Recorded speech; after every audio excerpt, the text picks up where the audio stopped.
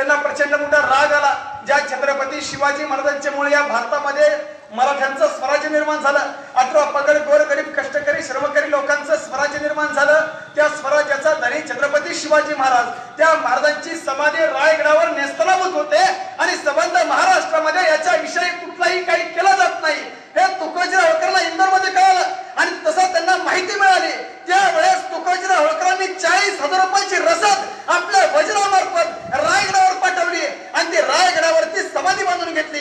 छत्रपती शिवाजी महाराजांची जी रायगडावर समाधी दिमाखात उभी आहे ह्याचं एकमेव कारण हे अहिल्यादेवी होळकरांचे वंशज आहेत. छत्रपती शिवाजी महाराज ते अहिल्यादेवी होळकर ते तुकोजीराव यांच्यामध्ये तब्बल 150 ते 200 वर्षाचा अंतर आहे.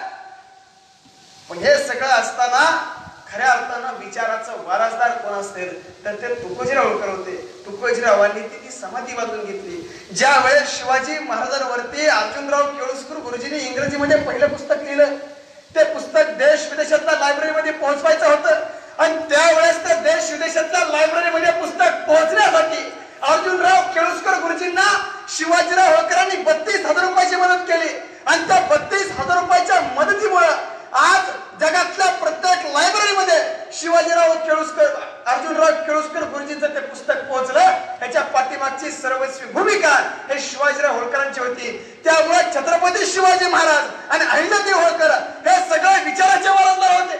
ज्या वेळेस महात्मा फुलेंनी इथल्या स्त्रियांसाठी पहिला आश्रम काढला, इथल्या स्त्रियांसाठी सन्मानाची वागणूक ज्यांना मिळत नंतर आश्रमात जागा होती, तो आश्रम स्थापन केल्यानंतर त्या आश्रमाला पुण्यश्लोक अहिल्यादेवी होळकरांचं नाव महात्मा फुलेंनी त्या काळात दिलं. अहिल्या आश्रम हे त्या काळात त्यांनी नाव दिलं. त्यामुळे महात्मा फुले असतील, डॉक्टर बाबासाहेब आंबेडकर असतील, शाहू महाराज असतील, लोकशाहीर अण्णाभाऊ साठे असतील, कवी वामनदादा कर्डक असतील, ह्या सगळ्यांनी शिवरायांपासून बुद्धांपासून होळकरांचा आदर्श घेत गेलेले आहेत. ज्यावेळेस शाहू महाराजांनी कोल्हापूर संस्थानमध्ये पहिला दवाखाना काढला, इथल्या गरीब रयतेसाठी मोफत जो दवाखाना बांधला, त्या दवाखान्याला नाव पुण्यश्लोक अहिल्यादेवी होळकर स्मरणार्थ दवाखाना हे नाव दिलं. म्हणजे शाहू महाराजांनी सुद्धा अहिल्यादेवींचा त्या काळात आदर्श घेतला. अहिल्यादेवींचा आदर्श तोच, यशवंतराव होळकरांचा आदर्श तोच महात्मा फुलेंनी पुढे घेतला. महात्मा फुलेंनी शेतकऱ्याच्या आश्रमामध्ये लिहिता असं लिहिलं की शेतकरी श्रमकरी कष्टकऱ्यांचा राजा कोण असेल तर छत्रपती शिवाजी महाराजांनंतर यशवंतराव होळकर होता. आणि यशवंतराव होळकरांच्या त्या नावावरून महात्मा फुलेंनी आपल्या एकुलत्या एक मुलाचं नाव यशवंत ठेवलं. तोच आदर्श पुढे डॉक्टर बाबासाहेब आंबेडकरांनी घेतला आणि बाबासाहेबांनी सुद्धा आपल्या एकुलत्या एक मुलाचं नाव हे यशवंत ठेवलं. म्हणजे शाहू महाराज असतील, फुले साहेब असतील, डॉक्टर बाबासाहेब आंबेडकर असतील, यांनी होळकरांचा एवढा मोठा आदर्श पुढे घेण्याचं काम केलं. पण खऱ्या अर्थानं फुलेशाह आंबेडकर चळवळ सांगत असताना मध्यंतरी होळकरांवरती प्रचंड मोठा अन्याय झाला हे सुद्धा महाराष्ट्रामध्ये आपण नाकारू शकत नाही. अहिल्यादेवी होळकरांचं जे काम होतं कोणत्या एका विशिष्ट जातीपुरतं कधीच मर्यादित नव्हतं. अहिल्यादेवींचं काम एका विशिष्ट धर्मापुरतं मर्यादित नव्हतं. अहिल्यादेवींचं काम एखाद्या विशिष्ट वर्गापुरतं मर्यादित नव्हतं. तर या भारतातल्या, अखंड भारतातल्या सर्वसामान्य गोरगरीब श्रमकरी कष्टकरी शेतामध्ये राबणाऱ्या ह्या सगळ्या लोकांसाठी अहिल्यादेवी होळकरांनी आपलं आयुष्य झिजवलं. आज महाराष्ट्रामध्ये जयंतीच्या माध्यमातून एक मेसेज व्हॉट्सअपला फिरत होता की अहिल्यादेवी होळकर धर्मरक्षिका, हिंदू धर्माचं पालन अहिल्यादेवी होळकरांनी केलं. अहिल्यादेवी होळकर म्हणजे हिंदू धर्माचं, म्हणजे शिवाजी महाराजांनंतर जर धर्माचं रक्षण कोणी केलं असेल तर ते अहिल्यादेवी होळकरांनी केलं. आणि त्याच्या अगोदर होतं गो ब्राह्मण प्रतिपालक छत्रपती शिवाजी महाराजांनंतर धर्माच्या खऱ्या रक्षिका ह्या अहिल्यादेवी होळकर. म्हणजे हिंदू धर्मामध्ये अहिल्यादेवींना मर्यादित करण्याचं काम महाराष्ट्रामध्ये देशामध्ये सुरू आहे. त्याला अनेक उदाहरणं दिली जातात की अहिल्यादेवी होळकरांनी भारताच्या भूमीवर अनेक मंदिरं बांधली आणि त्या मंदिराचा आधार घेऊन त्यांनी हिंदूंची मंदिरं बांधली. त्या हिंदूंच्या साठी त्या काम करायचा असं जाणीवपूर्वक या महाराष्ट्रातल्या इतिहासकारांनी, इथल्या मनवादी इतिहास लिहिणाऱ्यांनी याची भूमिका लिहिली. पण यांच्या नजरेत कदाचित मुस्लिम धर्मासाठी जे अहिल्यादेवी होळकरांनी काम केलं त्यांच्या कधीच लक्ष देत नाही. ज्या वेळेस 1990-92 साली ज्यावेळेस बाबरी मस्जिद वरून देशामध्ये वाद निर्माण झाला आणि वाद निर्माण झाल्यानंतर सगळा देश अराजकतेच्या मार्गावर होता. महाराष्ट्रामध्ये प्रचंड मोठी दंगली उसळल्या, देशाच्या प्रत्येक राज्यामध्ये प्रचंड मोठ्या दंगली उसळल्या, रक्ताचे पाठ वाहत होते. हिंदू मुस्लिम एक धार्मिक दंगल या देशामध्ये निर्माण झाली. हिंदू मुस्लिमांकडे बघत नव्हता, मुस्लिम हिंदूंकडे बघत नव्हता. एक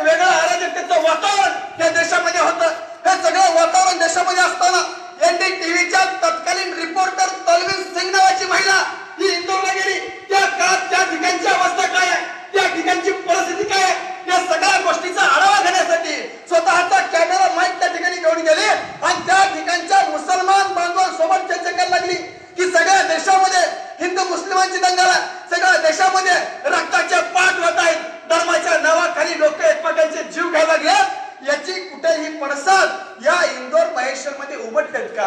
एक 75 वर्षाचा म्हातारा मुसलमान माणूस त्या कॅमेऱ्यासमोर बोलत होतं की बाईसाहेब याचे कुठलाही पडसाद या इंदोर या महेश्वर किंबहुना या भागात कुठेही याचे पडसाद काळीच्याही उमटले नाही. त्या तलवीन सिंगला आश्चर्य वाटलं. तिने न राहून विचारलं. ती सांगायला लागली देशामध्ये फार मोठ्या धार्मिक हिंसा होत्या. सगळा देश एक वेगळ्या वळणावर आणि सगळं असताना तुमच्या इंदोर महेश्वर मध्ये असं का घडलं नाही? ते 75 वर्षाचा म्हातारा मुसलमान म्हणून सांगायला लागलं की बाईसाहेब हे सगळं जरी झालं असलं तरी इंदोर मधला मुसलमान हिंदूंच्या दिवाळीमध्ये जाऊन सण साजरा करायचा. हिंदीत इथला इंदोर मधला हिंदू मुस्लिमांच्या ईद मध्ये मोठ्या इच्छेनं स्वइच्छेनं आनंदानं उत्साहानं सहभागी व्हायचा. तिला भयानक मोठा धक्का बसला. तिला सांगायला गेलं देशामध्ये वेगळं वातावरण आहे पण या उलट तिथला हिंदू मुसलमान एक कसा? आणि त्यावेळेस ते 75 वर्षाचा मुसलमान माणूस त्या कॅमेऱ्यासमोर डोळ्यात पायानं सांगत होतं बाईसाहेब सगळ्या देशामध्ये धर्माच्या नावानं दंगली झाल्यात. सगळ्या देशामध्ये एकमेक हिंदू मुस्लिमांच्या रक्ताचे पाक व्हायला लागलेत पण याचे कुठलाही पडसाद या इंदोर महेश्वरमध्ये उमटले नाहीत.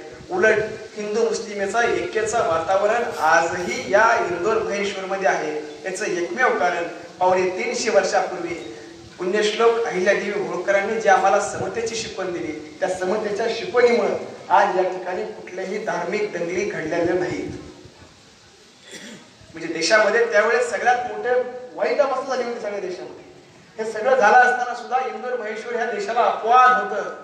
कारण त्या काळात त्या ठिकाणी विचाराची जी पेरणी झाली ती आजतागायत त्या ठिकाणी सुरू आहे.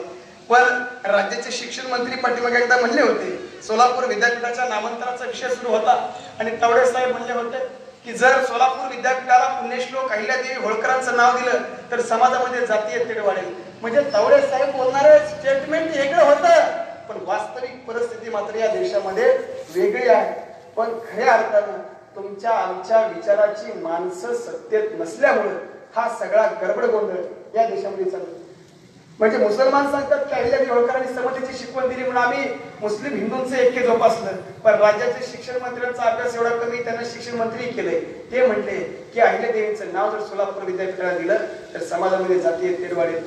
बऱ्याच जणांना प्रश्न पडला असेल नाव दिलंय की पण विधानसभेचं सभागृह हे या महाराष्ट्रातलं सर्वोच्च सभागृह आहे. महाराष्ट्रात त्या ठिकाणी महाराष्ट्राच्या सगळ्या प्रश्नावर चर्चा होते आणि त्या ठिकाणचं वाक्य हे खरं मानलं जातं. खरं. आणि मग तावडे साहेब म्हणले यदा कदाचित उद्या महाराष्ट्रामध्ये अहिल्यादेवींच्या संदर्भात जर काही विषय सुरू झाला तर इथली व्यवस्था 2017-18 ला जे तावडे साहेबांनी स्टेटमेंट दिलं त्याची हिस्ट्री काढेल त्याच्या कागदपत्र काढेल आणि राज्याचे शिक्षण मंत्री असं म्हणले होते म्हणून जाणीवपूर्वक देशामध्ये महाराष्ट्रामध्ये विरोध केला जाईल. आमची मागणी आहे मी पाठीमागे एकदा बोललो होतो की सोलापूर विद्यापीठाला नाव दिलं यानेच अहिल्यादेवी होळकरांचं कर्तृत्व मोठं होतं असं अजिबात नाही. नाव द्या अथवा देऊ नका पण तावडे साहेब तुम्ही जे त्या सभागृहामध्ये बोललात त्याच्याबद्दल माफी मागा आणि ते वाक्य तुम्ही काढून घ्या. कारण तुमच्या नाव देण्यानं त्यांचं कर्तृत्व कमी होणार नाही आणि तुमच्या नाव देण्यानं कर्तृत्व वाढणार नाही. पण जाणीवपूर्वक हे सगळं पेरलं गेलं. अहिल्यादेवी होळकरांनी या भारताच्या भूमीवर अनेक शंकराची मंदिरं बांधली. नव्हे 12 ज्योतिर्लिंगाचा जीर्णोद्धार काय ज्योतिर्लिंग स्वखर्चातूनही बांधली. हे सगळं खरं आहे. हे कुणीच नाकारू शकत नाही. पण तुमच्या जालना जिल्ह्यामध्ये अंबड शहर आहे. त्या अंबड शहर मध्ये होळकरांनी बांधलेली एक बारव आहे आणि त्याच्या काही फूट अंतरावर डाव्या बाजूला मुस्लिम बांधवांसाठी 2 मुस्लिम दर्गे त्या ठिकाणी अहिल्यादेवी होळकरांनी बांधलेले आहेत. माझा प्रश्न आहे जर अहिल्यादेवी होळकर फक्त धर्मापुरता मर्यादित होत्या तर त्यांनी मुस्लिमांसाठी बांधलं असतं का? अहिल्यादेवी होळकरांचा प्रमुख सेनापती शरीफ खान नाव त्याचा तो प्रमुख सेनापती होता. अहिल्यादेवी नंतर युद्धाच्या सगळ्यात जास्त अधिकार हे शरीफ खानला असायचे. तो ठरवेल तो दिशा ती सगळे मान्य करायचे लोक. हा सगळा अधिकार अहिल्यादेवीने काय मुसलमानांना दिला होता? शरीफ खान नाव त्याचं. जवळच्या 7 व्यक्ती घरातल्या पंक्तीत जेवायला बसायचे त्यातला 3रा मान हा शरीफ खानला होता. जर अहिल्यादेवी होळकर एका धर्मापुरता मर्यादित असत्या तर शरीफ खान नावाच्या मुसलमानाला स्वतःच्या ताटासमोर सन्मानात बसवलंच नसतं.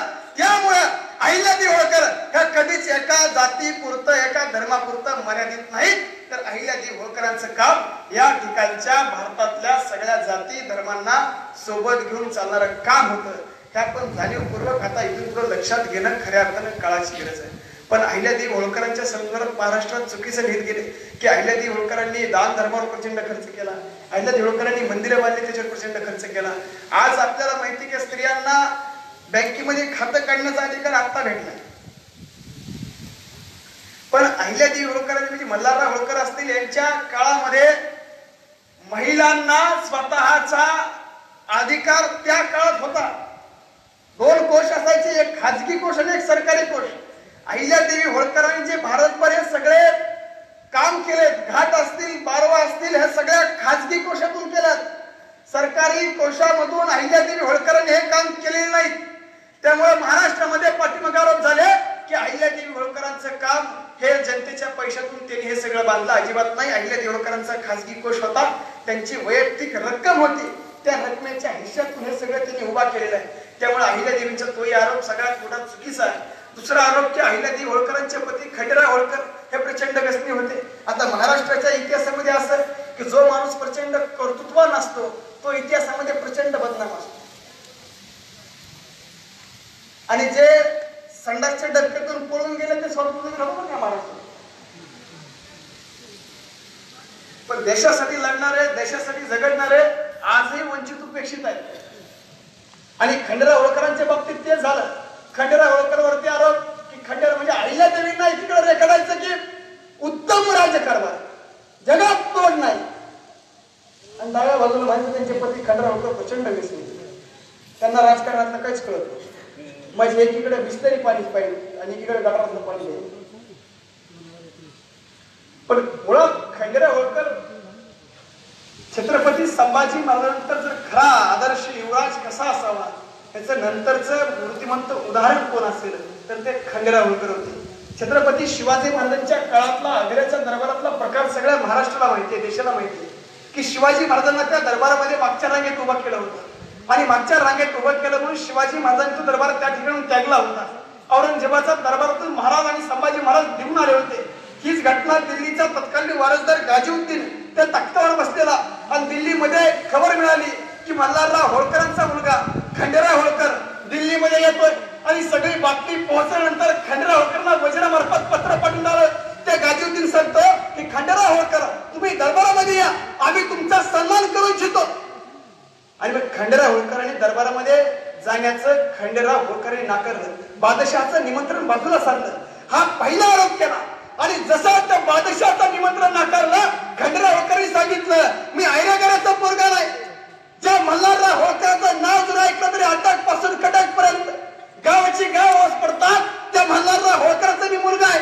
आणि मग बादशहाच्या सही शिक्क्याचं पत्र नंतर मल्हारराव होळकरांचा मुलगा खंडेरावाला आलं, आणि खंडेरावाला आल्यानंतर खंडेराव होळकर त्या दिल्ली दरबारामध्ये गेले, आणि त्यांना मानाचा सन्मान म्हणून एक तबक, त्या तबकामध्ये मानाची तलवार भेट देण्यात आली, आणि तो वजीर त्यांच्या कमरेला बांधायला लागला. आणि बांधत असताना खंडेराव होळकर सांगतात की तुझ्या बादशाचा सन्मान आम्हाला नामंजूर. गाजीउद्दीन बघत राहिला खंडेराव होळकर. तो विचारता झाला तर खंडेराव होळकरला विचारा की तो तलवार का स्वीकारत नाही. स्वतः बादशाह आपण ही तलवार आम्ही भेट देतोय, स्वतः माझ्या सन्मानातून हे त्याला मी देतोय, आणि मग खंडेराव होळकर का ना करतोय विचारा. आणि मग त्यावेळेस तो वजीर विचारता झाला की खंडेराव होळकर तुम्हाला काय अडचण ही तलवार सन्मान स्वीकारायला. आणि मग त्यावेळेस खंडेराव होळकर सांगतात मी ऐरागराचा मुलगा नाही, मी मल्हारराव होळकरांचा पोरगा आहे. जर तुझ्या त्या बादशाहाला स्वतः मला खरंच सन्मान देण्याची इच्छा असेल, ती तलवार भेट देण्याची इच्छा असेल, ती तलवार माझ्या कमरेला बांधण्याची इच्छा असेल, तर तुझ्या त्या बादशाहानं स्वतः तख्तावरून खाली यावं आणि त्या तबकातली तलवार हातात घेऊन माझ्या कमरेला वाकून तलवार बांधावी. आता माझा पहिला एक प्रश्न, जर खंडेराव होळकर खरंच व्यसनी असते तर दुसरीकडे दिल्लीचा बादशाह गाजीउद्दीन त्याच्या दरबारामध्ये बादशाहाचा अपमान केला नसता, सन्मानाचे बोल त्या ठिकाणी बोलले नसते, गपचूप वजिराकडून तलवार बांधून घेतली असते. सगळ्या दरबारामध्ये प्रश्न पडला की आता या खंडेराव होळकराचं नेमकं काय होणार. त्याला हत्तीच्या पायथ्या देणार नाही, त्याचं क्षेत्रकलन करणार नाही, आता याचं नेमकं काय होणार हा सगळ्यांच्या मनात प्रश्न होता. हे सगळ्यांच्या मनात चक्र घुमवत असताना तो गाजीउद्दीन तख्तावरून उठला. जसा गाजीउद्दीन उठला तसा सगळा दरबार उठून उभा राहिला. गाजीउद्दीन तख्तावरनं खाली आला, खंडेरावांसमोर आला. ती तबकातली तलवार घेतली आणि खंडेराव होळकरांच्या कमरेला वाकून तलवार मारली. ज्या दरबारामध्ये शिवाजी महाराजांचा अपमान झाला त्या अपमानाचा बदला त्याच दरबारामध्ये त्या गाजीउद्दीनला स्वतःच्या पायावर झुकून वाकून भारतामध्ये पुन्हा कोणी घेतला असेल तर तो खंडेराव होळकरांनी घेतलेला आहे.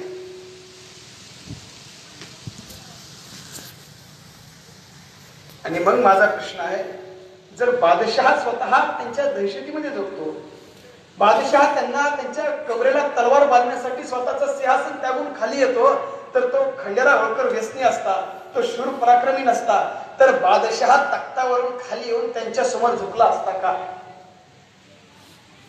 नंबर 3, अहिल्यादेवी होळकरांचे जे वडील होते मानकोजी शिंदे, हे पाटील होते, त्यांच्याकडे प्रचंड मोठी जायदाद होती, संपत्ती होती. हे सगळं असताना त्यांची अहिल्या ही एकुलती एक मुलगी होती. आज या ठिकाणी सगळे प्रतिष्ठित व्यक्ती बसलेले आहेत, सगळे प्रत्येक जण आपल्या भागामध्ये प्रतिष्ठित आहे. जर तुम्हाला एकुलती एक मुलगी असेल तर आपण आपली एकुलती एक मुलगी एका दारुड्याला, एखाद्या व्यसनी माणसाला देऊ शकतो का?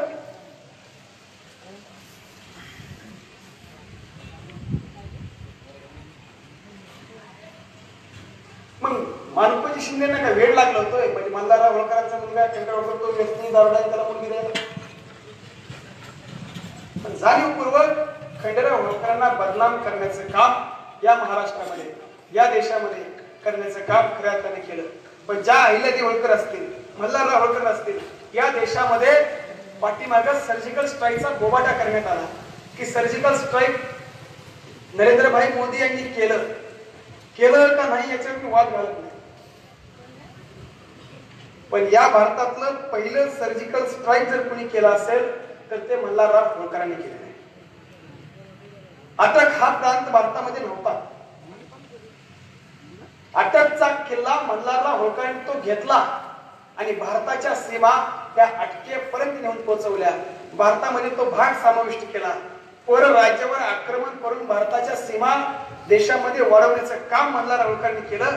त्यामुळे भारतातलं पहिलं सर्जिकल स्ट्राईक हे देशामध्ये कोणी केलं असेल तर ते फक्त आणि फक्त मल्हारराव होळकरांनी केलं होतं. ही सगळ्यात मोठी गोष्ट आपण लक्षात घेतली पाहिजे. पाठीमागे एक बाहुबली पिक्चर आला होता, जवळपास 2 वर्ष झाले असतील त्याला. त्या बाहुबली पिक्चर मध्ये म्हणजे सगळ्यात बेस्ट सीन होता की त्याच्यामुळे तो पिक्चर जवळपास फेमस झाला. तो सीन असा होता की बैलाच्या दोन्ही शिंगाला टेंबे बांधलेले युद्ध, आणि ते सैन्य बैलाच्या टेंबे बांधलेले लोक त्या शत्रूला वाटलं की हे सगळं सैन्यच आहे, ते प्रचंड घाबरला. ही घटना छत्रपती शिवाजी महाराजांची युद्धाची प्रसंग आहे. आणि त्यानंतर जाटाच्या युद्धामध्ये हेच युद्ध मल्हारराव होळकरांनी केलं. पण बाहुबली 1 मध्ये ना मल्हाररावांचं नाव घेतलं ना शिवाजी महाराजांचं नाव घेतलं. त्याच्यानंतर बाहुबली 2 आला. बाहुबली 2 मध्ये सुद्धा एक युद्धाची रचना दाखवलेली आहे, युद्धाचं प्लॅनिंग दाखवलेलं आहे. सैन्य कटून घालायचं, कसं आक्रमण करायचं, कसं बेबंद करायचं आणि शत्रूंना एकत्रित करून कसं मारता येईल याचं प्लॅनिंग त्या ठिकाणी दाखवलं. पण ज्या वेळेस हे सगळं प्लॅनिंग दाखवण्याची पाठीमागची पूर्ण थीम ही मल्हारराव होळकरांच्या युद्धावर आधारलेली होती. शिवाजी महाराजांनी जे युद्धतंत्र विकसित केलं होतं, गनिमी कावा नाव त्याचं, छत्रपती शिवरायांनी विकसित केलेला गनिमी कावा डोंगर दऱ्यात चालायचा. पण त्याच गनिमी काव्याला पुढे खऱ्या अर्थानं नवीन युद्धामध्ये त्याला मोडण्याचं काम केलं आणि सपाट मैदानी प्रदेशामध्ये सुद्धा गनिमी कावा कसा काम करू शकतो ह्याचं उदाहरण आणि नवे अनेक लढायांमधून ते सिद्ध करून दाखवलं. ते मल्हारराव होळकरांनी केलं आणि त्या सपाट मैदानी प्रदेशातला गनिमी कावा म्हणजेच मल्हार तंत्र आणि ज्या बाहुबली 2 मध्ये जे आम्हाला सीन दाखवला ते संपूर्णपणे मल्हारराव होळकरांच्या युद्धनीतीवर दाखवला.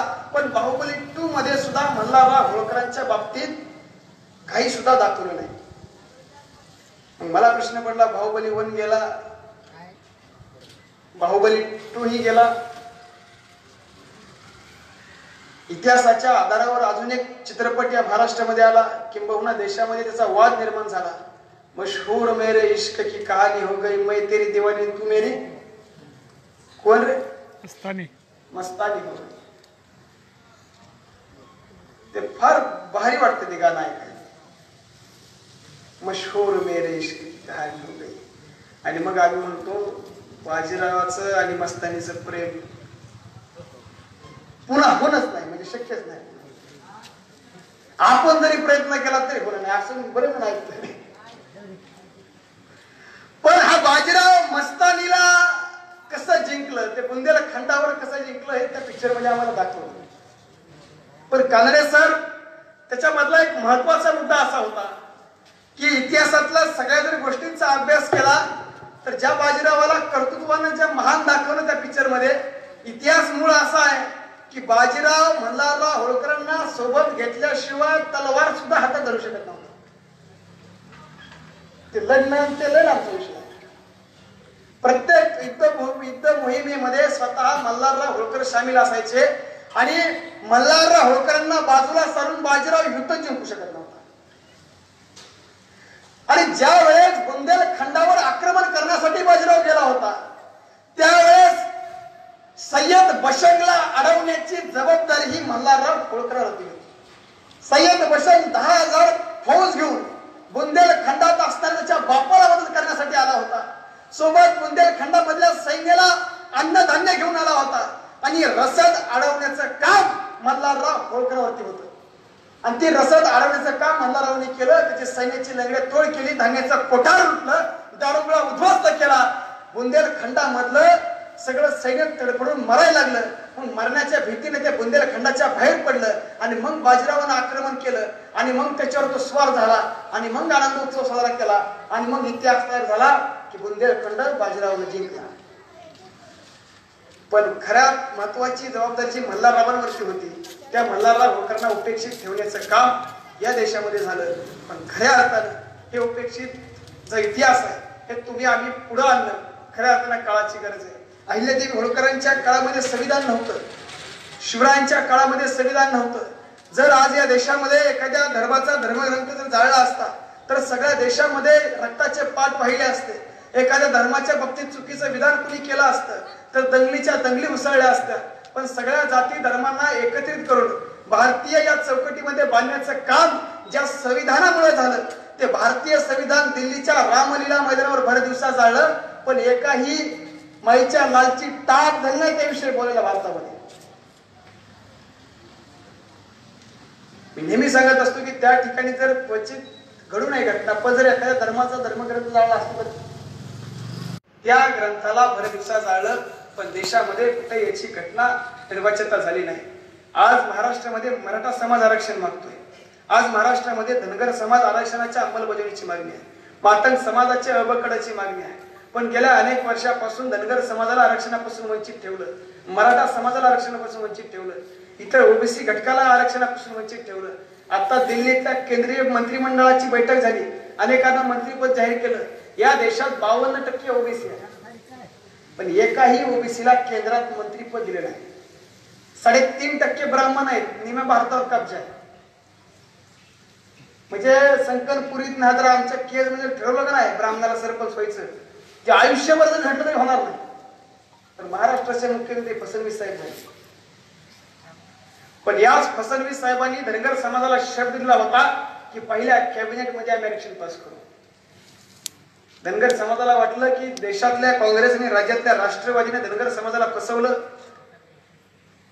एक हात की सत्ता भारतीय जनता पार्टीला मतदान करून धनगर समाजाने भारतीय जनता पार्टीला सत्तेत बसवलं. धनगर समाज कानडे सर 2 गोष्टीत खुश झाला. पवार साहेबांनी अलिबागला चिंतन शिबिर घेतलं आणि त्यामध्ये जाहीर केलं की आमची सत्ता गेली याचं कारण राज्यातला धनगर समाज आहे. ते खुश झाले धनगर. याला म्हणजे पवाराची सत्ता घातली बस पांग फिटला म्हणजे बाकी काही नाही. आणि इकडे फडणवीस साहेब नागपूरच्या सभागृहामध्ये म्हणले आमची सत्ता आली याचं कारण धनगर समाज आहे. धनगराला वाटायला लागला आम्ही सत्तेत बसलो नाही. बरोबर आहे का? बरेच मला भाजपचे कार्यकर्ते म्हणायचे अरे हा मी म्हणजे सरकार आहे ना, काय म्हणायचे. मग मला सांगा 2014ला जी भारतीय जनता पार्टी म्हणायची की आम्ही धनगरांवर सत्तेत आलो, मग 2019ला भारतीय जनता पार्टीने धनगर आरक्षणाचा धोतरी काढला का? तुमच्या इथे एखाद्या सभेत कोणी म्हणलं की आम्ही धनगरांना आरक्षण देणार? पण या देशातलं काँग्रेस नाला घेऊन भारतीय जनता पार्टीच्या पाठीमागे आपण उभं राहिलो. ह्याचा अर्थ काँग्रेसला सज्ज नाही अशातला भाग नाही बरं का. काँग्रेसची भूमिका अशी असते ती कोपराला गोळ लावते, खाता येत नाही चढता येत नाही. आणि भाजपची भूमिका अशी असते ती गुळच देत नाही. दोन्ही काही खायला भेटत नाही. पण काँग्रेसचं वाटतंय भारी सेक्युलर आहे, पण खऱ्या अर्थानं या देशामध्ये 60-65 वर्षापासून काँग्रेस आहे, गेल्या 10-5 वर्षापासून भाजप आहे. पण दोन्हीही तेवढेच या देशाच्या व्यवस्थेला जबाबदार आहे. आज महाराष्ट्रातला धनगर समाज एसटीचं आरक्षण मागतोय. एसटी म्हणजे काय? आदिवासी. आदिवासीच्या सगळ्या सवलती, पॉलिटिकल रिझर्वेशन धनगर समाजामुळे एक सगळ्यात मोठं जागरण आहे. आमचे आमदार वाढतील, आमचे खासदार वाढतील. गेल्या 60 वर्षापासून धनगर समाजामध्ये ही अपेक्षा आहे की आमचे आमदार वाढावेत, खासदार वाढावेत, त्यामुळे आम्हाला रिझर्वेशन मिळावं. पण गेल्या 60 वर्षापासून या धनगर समाजाला सत्तेपासून वंचित ठेवलं. तिथल्या मराठा गोरगरीब कष्टकरी श्रमकरी मराठ्याला सुद्धा सत्तेपासून वंचित ठेवण्याचं काम या प्रस्थापित व्यवस्थेने केलं. त्यामुळे या प्रस्थापित व्यवस्थेला मातीत घालण्याचं काम आता आम्ही केलं पाहिजे. अहिल्यादेवींचा जो लढा होता त्या प्रस्थापित व्यवस्थेसोबत होता. शिवरायांचा जो लढा होता त्या प्रस्थापित व्यवस्थेसोबत होता. जर शिवाजी महाराजांनी प्रस्थापित व्यवस्थेसोबत लढले नसते तर स्वराज्य निर्माण झालं नसतं. राजसत्ता परिवर्तनाचं सगळ्यात महत्वाचं साधन आहे. शिवाजी महाराजांच्या हातात राजसत्ता होती म्हणून 18 पगड जातीचं स्वराज्य निर्माण झालं. अहिल्यादेवी होळकरांच्या हातात राजसत्ता होती म्हणून समतेची त्या काळात विचारधारा त्या भारतामध्ये पसरली. आणि तुम्हाला आम्हाला हे सगळी परिस्थिती बदलवायची असेल तर तुमच्या आमच्या हातामध्ये ही राजसत्ता असणं खऱ्यात महत्वाची गरज आहे. पण राजसत्ता आज तरी तुमच्या आमच्या हातात येऊच नाही याची जबरदस्त प्लॅनिंग या काँग्रेस आणि भारतीय जनता पार्टी नंबर 1 राबवून ठेवली. मी अपक्ष, आपल्याला काय पक्षाचं घेणं नाही. पण आता सगळीकडे एक वाद सुरू आहे ईव्हीएम बाबतीतचा, की भाजप ईव्हीएम घोटाळ्यामुळे आले हे 1,00,000% खरं आहे. त्यात काहीच डाऊट घेण्याची सुद्धा गरज नाही. पण फक्त भाजपच ईव्हीएम घोटाळा केला असं नाही. 2004 पासून देशामध्ये काँग्रेस सुद्धा ईव्हीएम घोटाळा करते. 2004च्या इलेक्शन मध्ये 2009च्या इलेक्शन मध्ये काँग्रेसने घोटाळा केला होता. आणि म्हणून यांच्या दोघात बरं मी हे माझं म्हणतं काही सांगत नाही. 2-3 गोष्टी तुम्ही प्रामुख्याने लक्षात घ्या. भारतीय जनता पार्टीचे राष्ट्रीय नेते सुब्रमण्यम स्वामी यांनी 2009च्या 10च्या काळामध्ये काँग्रेसच्या विरोधामध्ये आणि निवडणूक आयोगाच्या विरोधामध्ये सुप्रीम कोर्टामध्ये केस दाखल केली होती की ईव्हीएम मध्ये घोटाळा होऊ शकतो आणि काँग्रेसनं तो घोटाळा केलेला आहे. 2010ला माननीय नितीनजी गडकरी साहेबांचं स्टेटमेंट आहे की इलेक्ट्रॉनिक वोटिंग मशीन मध्ये घोटाळा केला जाऊ शकतो. नव्हे तो काँग्रेसने केलाय सुद्धा. आणि मग 2014ला भारतीय जनता पार्टीच्या काँग्रेसची डील झाली. 10 वर्ष आम्ही खाल्ले, 10 वर्ष तुम्ही खा. त्यामुळे भाजपचे एवढे स्ट्रॉंग लोक होते, त्यांना एवढी स्ट्रॉंग इच्छा होती. सगळा धनगर समाज बाजूला गेलता, मराठा समाज बाजूला गेलता. पण केंद्रात दनादन सत्ता आली.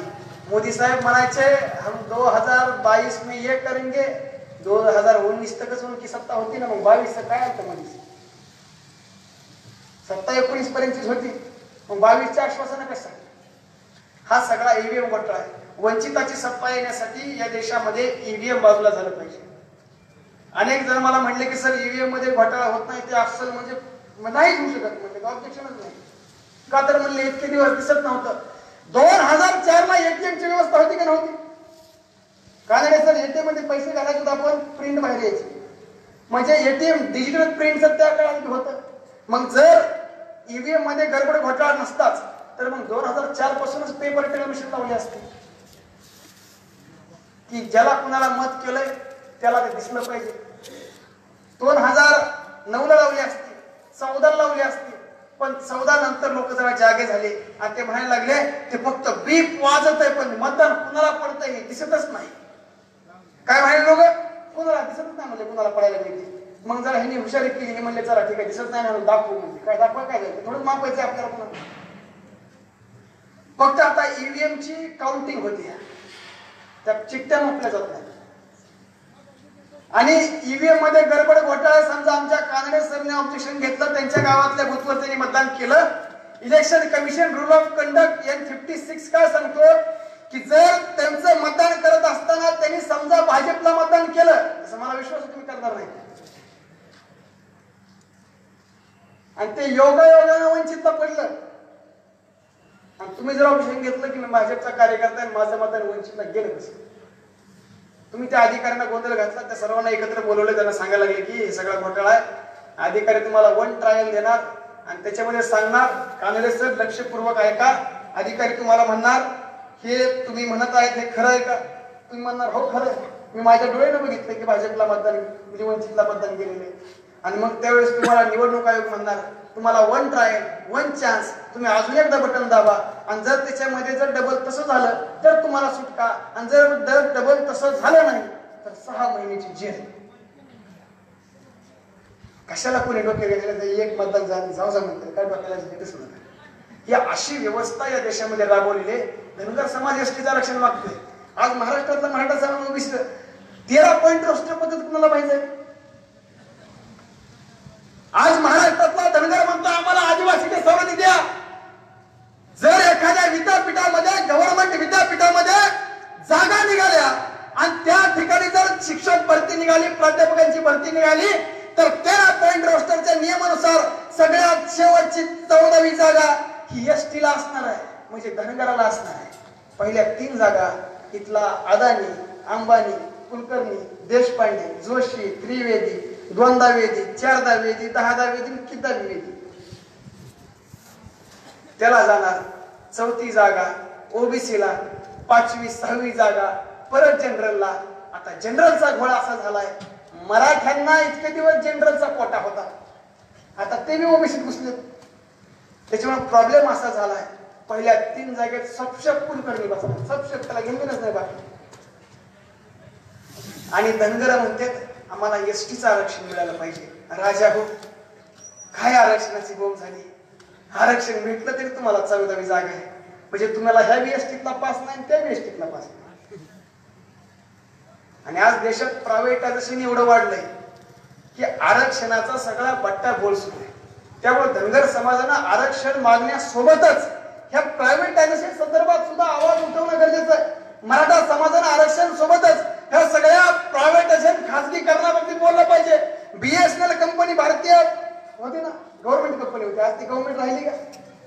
जर बीएसएनएल मध्ये जागा निघाल्या असतात त्या ठिकाणी तुमचा रिझर्वेशन लागला असता. ती प्रायव्हेट आहे, त्या ठिकाणी जागा निघाल्या तुमचं रिझर्वेशन कधी बघणार नाही. आरक्षण संपवण्याचं काम देशामध्ये सुरू आहे, राज्यामध्ये सुरू आहे. आज 2018ला या महाराष्ट्रातल्या जवळपास 1600-1700 जिल्हा परिषद शाळा बंद केल्या आणि प्रायव्हेट शिक्षण संस्थांना प्राधान्य देण्यात आलं. मग प्रायव्हेट शिक्षण संस्थेमध्ये तुमच्या आमच्या आरक्षणाला कवडीची किंमत नाही. त्याच्यामुळे आपण सगळ्या आरक्षणाची मागणी करत असताना या गोष्टीकडे सुद्धा प्रामुख्याने बघण्याची खऱ्या अर्थाने गरज आहे. ज्या वेळेस बाबासाहेब आंबेडकरांना बारामतीमध्ये पहिला मेळावा घेण्यात आला, धनगर समाजाचा पहिला मेळावा त्या ठिकाणी झाला आणि त्या अध्यक्षस्थानी डॉक्टर बाबासाहेब आंबेडकर होते. आणि बाबासाहेबांना हरिप्राईज देवळे सांगितलं की बाबासाहेब डोळे मिटून बघा या धनगराची अवस्था. आणि बाबासाहेब ज्यावेळेस बोला उभं राहिले त्यावेळेस बाबासाहेब आंबेडकर सांगतात की महाराजांच्या पलीकडे धनगरवाडी आहेत. या धनगरांना सुद्धा एसटीचं आरक्षण मिळालं पाहिजे. ज्या कानडे साहेब धनगरावर बाबासाहेबांचे एवढे उपकार आहेत की त्यांनी स्वतःच्या जातीला एसटीचं आरक्षण दिलं, पण या महाराष्ट्रातल्या धनगरांना आदिवासीच्या सवलती दिल्या. फक्त राज्य सरकारने केंद्र शासनानं हे होऊ दिलं नाही आणि खऱ्या अर्थानं धनगरांना बाबासाहेब कळू दिले नाहीत. ही आमची फार मोठी शोकांतिका झाली.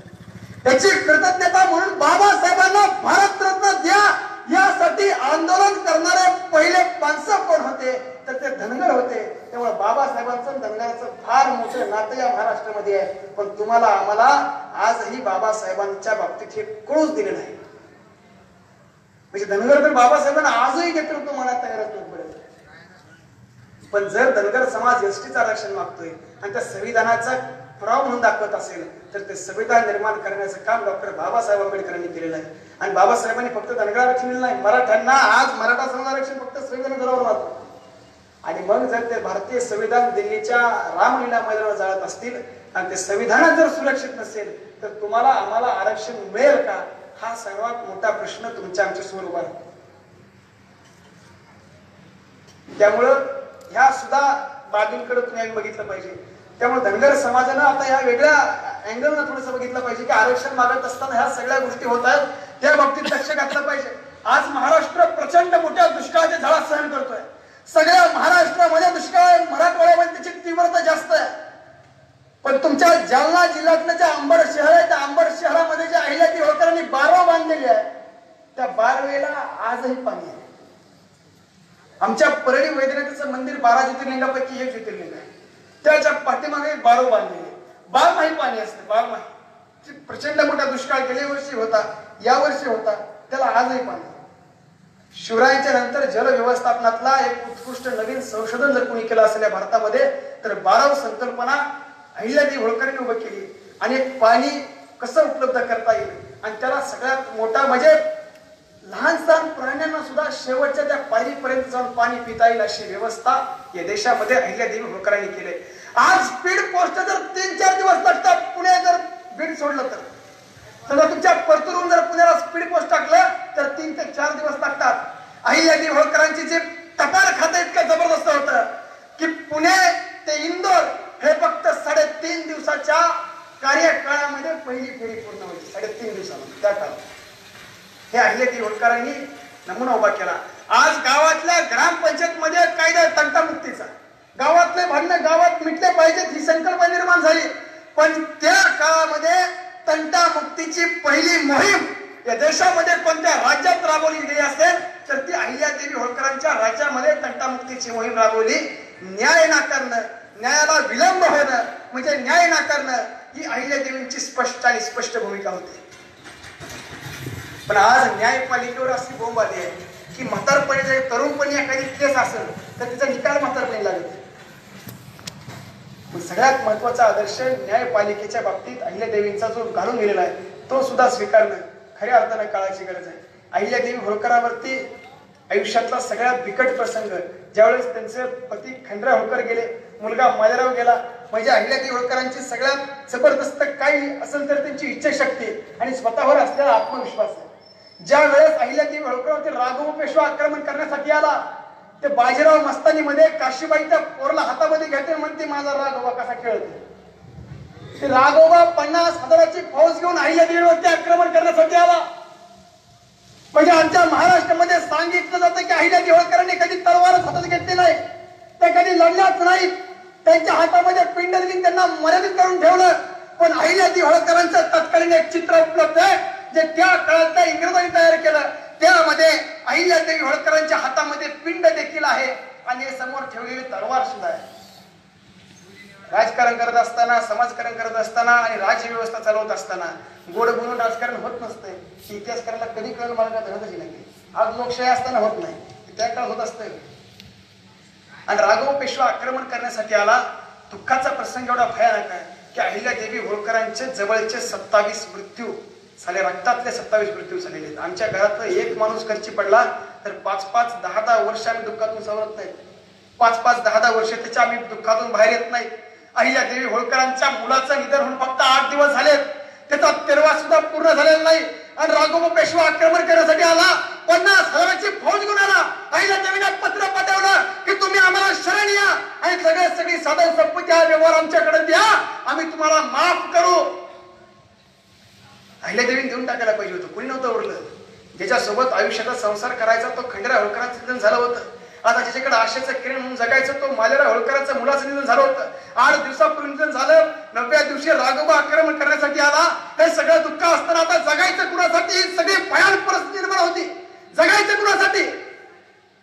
आणि त्यावेळेस अहिल्यादेवी होळकरांनी ते पत्र वाचलं, क्षणभर विचार केला आणि त्याला उलट टपाली पत्र पाठवलं. याद राख, क्षिप्रा नदीच्या अलीकडं पाय जरी टाकलास तरी नाकात मेचकूट घालून नाही मारलं तर ना होळकरांची समजावणार नाही. जवळचे 27 मृत्यू झालेत, 8 दिवस झाले, मुलगा मरून 8 दिवस. हे सगळं दुःख सगळी जनता रडतीये. राघोबा आक्रमण करण्यासाठी आलाय आणि सांगतोय की तुम्ही आम्हाला शरण या, 50,000ची फौज आहे. आणि अहिल्यादेवी होळकर त्याला सांगतात याद राख, क्षिप्रा नदीच्या अलीकडे पाय जरी टाकला तरी नाकात मेचकूट घालून मारल्याशिवाय होळकरांची समजावणार नाही. राघोबाच्या डोक्यात पेटत बाई आहे, रागाच्या भरात बोलली असेल ही कशाला आपल्याला मारणार आहे. आणि बाई कुठे लढत असते का? आज या देशामध्ये स्टेट रिझर्व्ह फोर्स संकल्पना आली, राज्य राखीव दल. प्रत्येक राज्याला स्वतःचा राखीव दल असलं पाहिजे ही संकल्पना उभी झाली. पण 250 वर्षापूर्वी ही संकल्पना खऱ्या अर्थानं शिवाजी महाराजांच्या नंतर ती चालूच कोणी ठेवली असेल तर ती अहिल्यादेवी होळकरांनी ठेवली आहे. इंदोरमध्ये त्या काळात सैन्य नव्हतं, महेश्वरमध्ये सैन्य नव्हतं, पण 5000 स्त्रियांचे लढवळ फलटण ही इंदोरमध्ये कायम असायची. स्वतःच्या तळी खाली अहिल्यादेवीने त्यांच्या हातामध्ये तलवार दिली, भाले दिले आणि आसपासच्या संस्थानिकांना पत्र पाठवलं की तुमच्यावर जो आज माझ्यावर प्रसंग आहे उद्या कदाचित तुमच्यावरही असू शकतो, तुमचं सगळं सैन्य आम्हाला पाठवून द्या. सगळं सैन्य आसपासच्या संस्थानिकांनी पाठवून दिलं. तत्कालीन काळामध्ये अहिल्यादेवी होळकरांचा शब्द नंतर कोणता इंग्रज सुद्धा नाकारत नव्हते. इंग्रजांचे अनेक भांडणं स्वतः अहिल्यादेवींनी मिटवलेले आहेत, वाद त्यांचे दूर केलेले आहेत. आणि सगळ्या संस्थानिकांनी पत्र पाठवलं, सगळं सैन्य पाठवलं आणि समोर 5000 स्त्रियांना अहिल्यादेवीने उभा केलं. त्यांच्या हातामध्ये भाले दिले, तलवार दिले. अहिल्यादेवी होळकर त्यांच्या सोबत नेतृत्व करण्यासाठी उभा राहिला आणि मग राघोबाला पत्र पाठवलं, याद राख, तू आमच्याकडनं हरलास तरी पराभव तुझाच आहे. इतिहास तुला नावं ठेवेल. हरला, अबला बाईकडनं हरला. जिंकला, अबला बाईकडनं जिंकला. दोन्ही बाजूला पराजय तुझाच आहे. तू तर आमच्याकडनं हरणार आहेस, तर काहीच वाद नाही. पण जर जिंकलास तरी पराभव तुझाच आहे आणि हरलास तरी पराभव तुझाच आहे. त्यामुळे तू विचार कर, आक्रमण करायचं का नाही. राघोबाला प्रचंड मोठा पेच पडला. आता करावं काय. तो धावत धावत गेला, अहिल्याबाईंच्या चरणावर पडला आणि सांगायला लागला, बाईसाहेब आम्हाला माफ करा, आम्ही युद्धासाठी नाही तर तुमच्या मुलाच्या दुःखाच्या सहभागी होण्यासाठी आम्ही आलो. अहिल्यादेवीने त्याला साधा प्रश्न केला, 50,000ची फौज दुःखात सामील लागते का. अहिल्यादेवींचं एक वाक्य होतं की शरण आलेल्याला मरण नाही. आणि राघोबा शरण आला, त्याला बाजूला सरलं, त्याला माफ केलं. अहिल्यादेवींचा सगळ्यात मोठा गुण की मोठ्या सन्मानानं शत्रूला सुद्धा ते वागणूक देत होत्या. एवढं झालं असताना सुद्धा त्याची पाहुण्यासारखी व्यवस्था अहिल्यादेवी त्या काळात दरबारामध्ये केली. हे मोठेपण फक्त आणि फक्त अहिल्यादेवी होळकरांच्या माध्यमातून आम्हाला बघायला भेटलं. ते आपण सगळ्यांनी पाहिलं पाहिजे. अहिल्यादेवी होळकरांच्या काळामध्ये हे सगळं निर्माण झालं, पण अहिल्यादेवी होळकरांच्या नंतरचा काळ तोच यशवंतराव होळकर असतील. या देशामध्ये पाठ्यपुस्तकामध्ये आजही अहिल्यादेवीवरती धडा नाही. आजही अहिल्यादेवीवरती एखाद्या पुस्तकामध्ये